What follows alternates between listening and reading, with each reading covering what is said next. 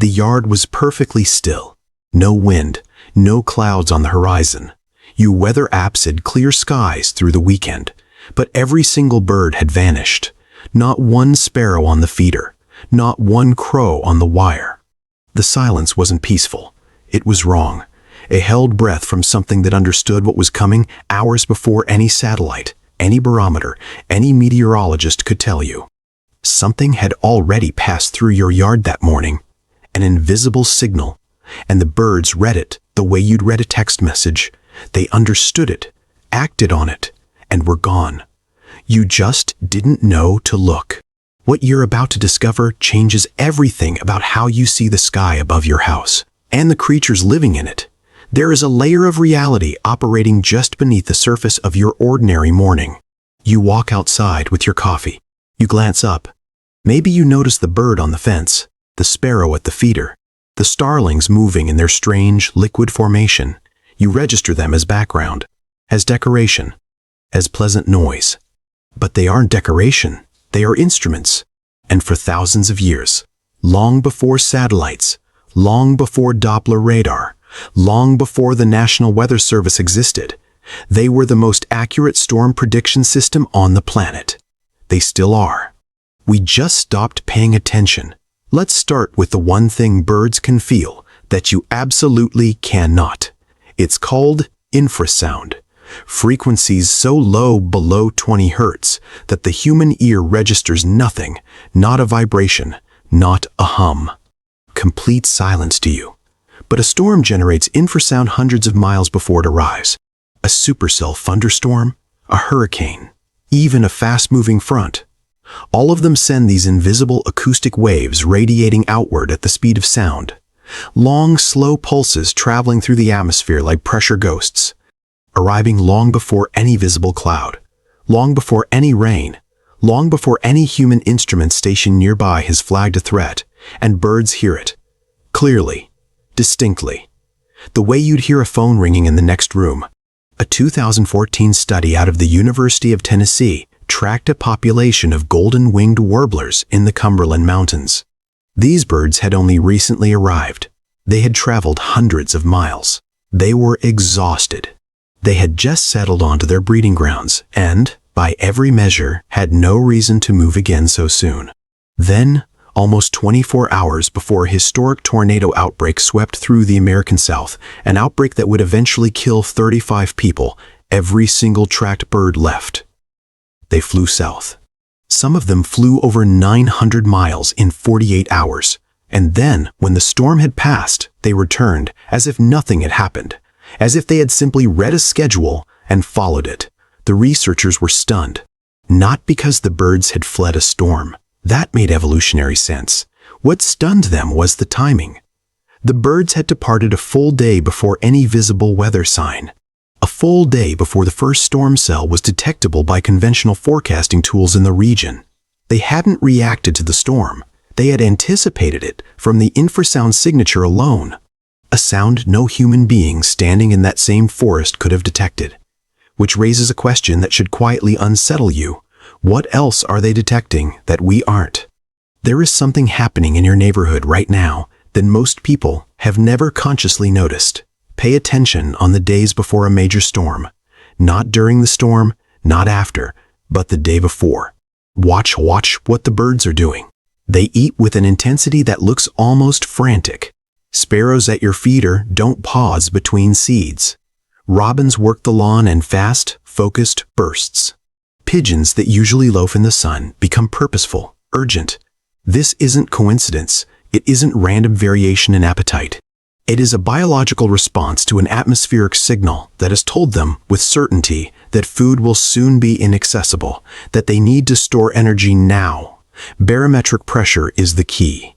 When a storm approaches, atmospheric pressure drops, sometimes slowly, sometimes rapidly.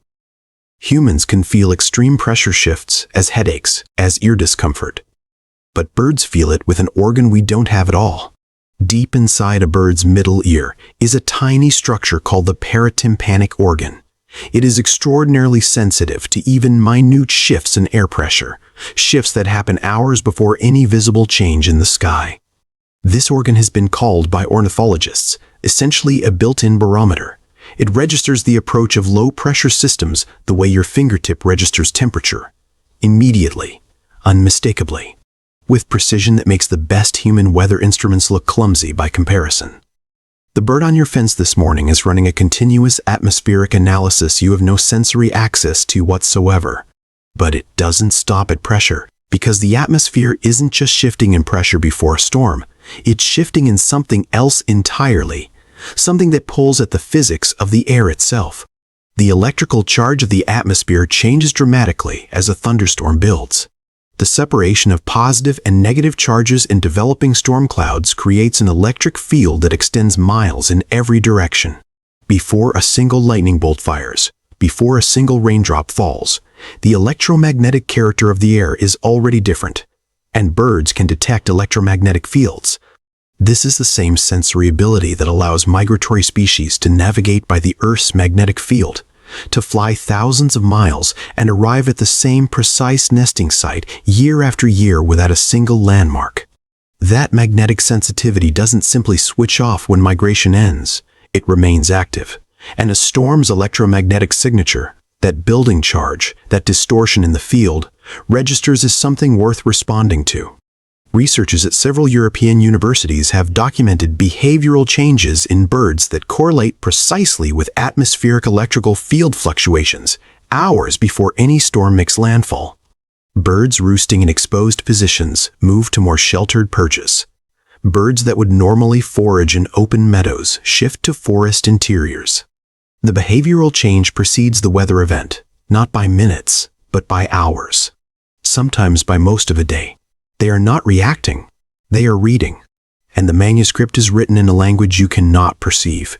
Watch the swallows in the hours before a storm. This is one of the oldest pieces of weatherfolk wisdom in recorded human history, and it turns out to be one of the most scientifically accurate observations our ancestors ever made. Swallows are aerial insectivores. They eat insects caught on the wing. And before a storm arrives, insects drop. The falling barometric pressure makes flight physically harder for small insects, and so they descend, flying lower, hugging the ground and the surface of water. The swallows follow. They don't drop because the storm is coming. They drop because the insects already know the storm is coming, and the swallows follow the insects. What you are watching when you see swallows skimming low over a field in the morning is a cascade of atmospheric awareness traveling through an entire ecosystem. The pressure drop signals the insects behavior signals the birds, and the birds' flight patterns, if you know how to read them, signal you. A biological relay race carrying weather data across species lines, passed down, not through language or technology, but through the body. Through senses evolved across millions of years precisely because survival depended on them. You are seeing the last link in a chain that started in the clouds, and you didn't even know you were watching it. And this is the part that most people miss entirely. The silence itself is the signal. Dawn chorus. If you've ever been outside early enough, you know it. That extraordinary wall of bird sound that erupts at first light. Layered calls, territorial songs, the overlapping voices of dozens of species producing something that sounds almost orchestrated. It happens every morning. It is one of the most complex acoustic events in nature, except on the mornings before a major storm. On those mornings, the chorus is wrong. Muted, shorter, less complex, sometimes barely there at all. The birds are not singing less because they feel less. They are singing less because they are reallocating energy towards survival, because they have already received information that is redirecting their priorities at a physiological level. And then there is the other kind of silence, the sudden, complete, absolute quiet that sometimes settles over a landscape in the minutes before a violent storm arrives. When the birds stop calling altogether, when the insects go still, when even the wind pauses. That silence is not peaceful. It is the sound of every living thing simultaneously receiving the same signal and choosing the same response. It is awareness, synchronized across species. It is a biological alarm that has no siren, no warning tone. Just the sudden absence of everything. Every creature in your yard, in your neighborhood, across the fields and forests within miles of your house, going quiet at the same moment because they all heard something you did not. Researchers at Princeton discovered something even more unsettling about this moment of stillness. And it reframes everything. For years, scientists assumed that bird behavioral changes before storms were primarily individual responses, each bird independently detecting environmental cues and adjusting its own behavior accordingly. The conventional model was essentially parallel and separate, each bird for itself, but the emerging research suggests something more complex, something that edges toward the genuinely difficult to explain. Flocking behavior, roosting congregations, the coordinated pre-storm movements of mixed species groups.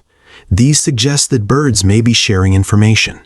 That one individual's detection of an acoustic or electromagnetic signal may propagate through a flock via behavioral cues, alarm calls, posture changes, and movement patterns that other birds read and respond to. In other words, they may be building a collective forecast.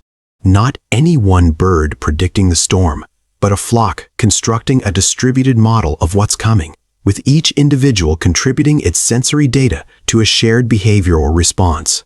A network of living instruments coordinating without language, without meetings, without anything that looks like communication, and yet somehow arriving at the same conclusion, simultaneously and acting on it together. The flock you watched lift off your neighbor's field this morning might have been doing something that no human organization, no technology, no institution can fully replicate: a distributed intelligence, a living weather model. And it took millions of years to build.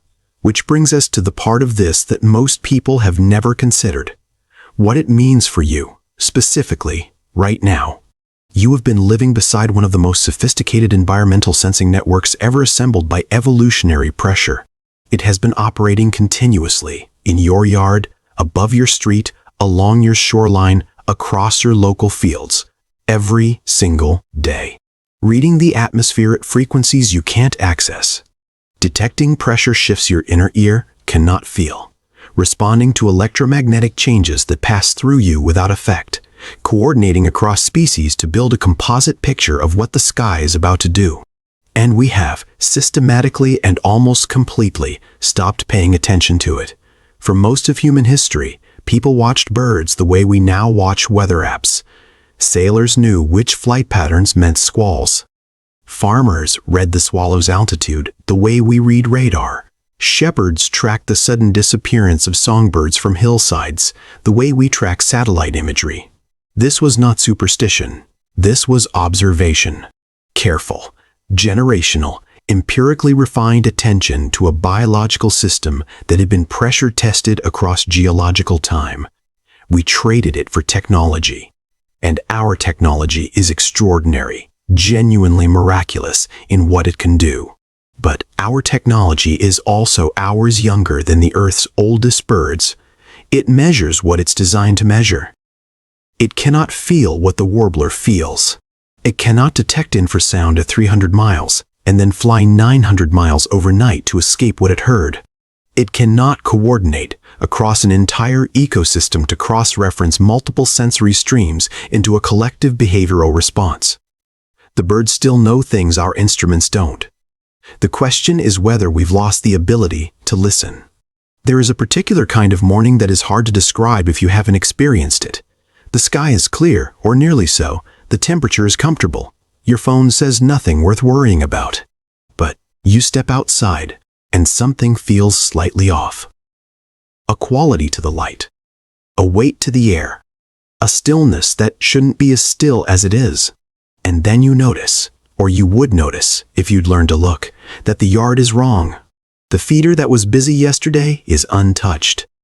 The crow that perches on that particular branch every morning is absent. The sparrows that move through the hedge at this hour aren't there. The air is there. The trees are there. The usual geography of your yard is intact, but the birds are gone, or they're low, or they're moving in a direction they don't usually move, or they're feeding with a purpose that looks almost desperate. That is the moment. That is the signal. Not from a satellite, not from a radar tower, from something older than both, from millions of years of evolutionary selection in which the animals that could read the storm survived and the ones that couldn't did not.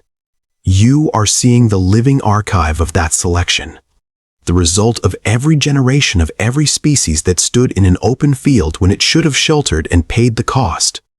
The birds carry that knowledge in their bodies the way we carry language in ours. Automatically. Instinctively. Without having to think about it. It is the deepest kind of knowing there is. Not learned, not reasoned, not communicated.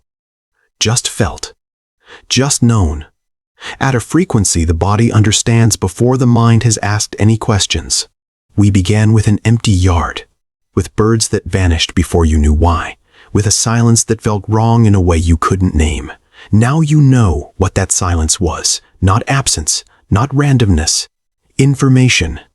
Dense, multi-layered, evolutionarily refined information about what the atmosphere was about to do, delivered not by any technology we built, but by every living creature sharing your neighborhood, reading the world at frequencies below your perception, acting on signals older than our species, coordinating in ways we are only beginning to understand and may never fully replicate.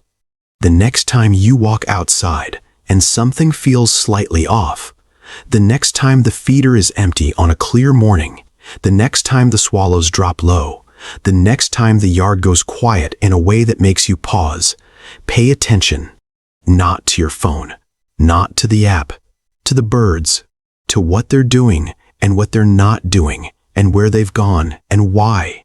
They have been trying to tell us things for longer than we've had words to ask the questions. And the extraordinary thing, the thing that sits with you long after this video ends, is that they never stopped. The signal never went silent. We just forgot how to receive it. The sky looked empty this morning. It wasn't. It was full of information you just learned to read.